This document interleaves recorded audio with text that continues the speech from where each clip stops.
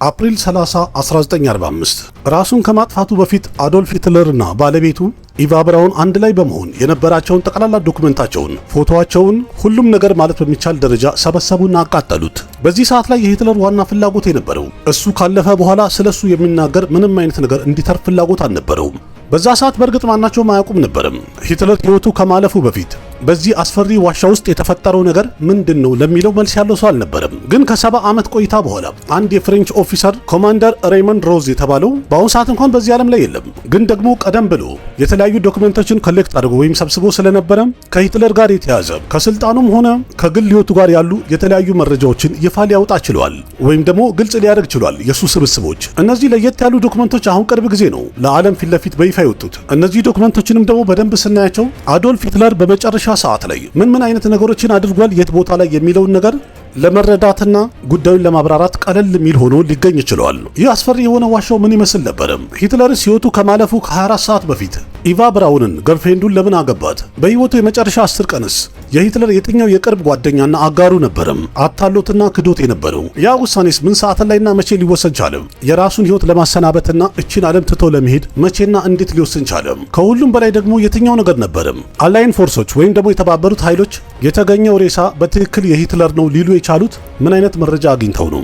ዓለም ድንቅ ናት በሚለው ፕሮግራም በድጋሚ ተገናኝተናል። ውድ ቤተሰቦች አዶልፍ ሂትለር ሕይወቱ ካለፈ በኋላ በዓለማችን ላይ ያሉ የተለያዩ ሰዎች ይህንን አስገራሚና አስፈሪ የተባለውን ዋሻ ለማየት እና ምንነቱን ለመረዳት ሁሉም ጥረት እያደረገ ነበረ። ኖቬምበር 25 1945 ላይ ኮማንደር ሬይመንድ ሮዝ የተባለው ታዋቂው የፈረንሳይ ወታደር ወደ ዋሻ ውስጥ ቀድሞ መጀመሪያ ሊገባ ቻለ።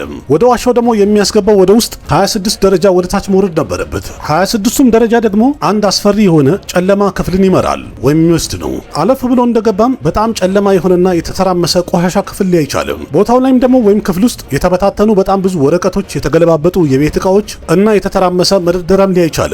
ይህ ወታደርም መደርደሪያውን ካየ በኋላ ፈጠን ብሎ የሂትለር የመጨረሻ ቀኖች ላይ ያሳለፈውን ነገር የሚገልጽ ዶክመንቶች ማፈላለግ ጀመረ። ዶክመንቶቹም ደግሞ በደንብ እንደሚያሳዩት ከሆነ ሂትለር ሕይወቱ እስካለፈበት እስከ መጨረሻ ሰዓት ድረስ በውሳኔው እንደጸናና እንደቆረጠ የቆየ ሲሆን ሕይወቱ እያለፈም እንኳን ወይም እየሞተም ግን ለራሱ ድል እያፈላለገ እንደነበረ የሚገልጹ መሆን ቻሉ።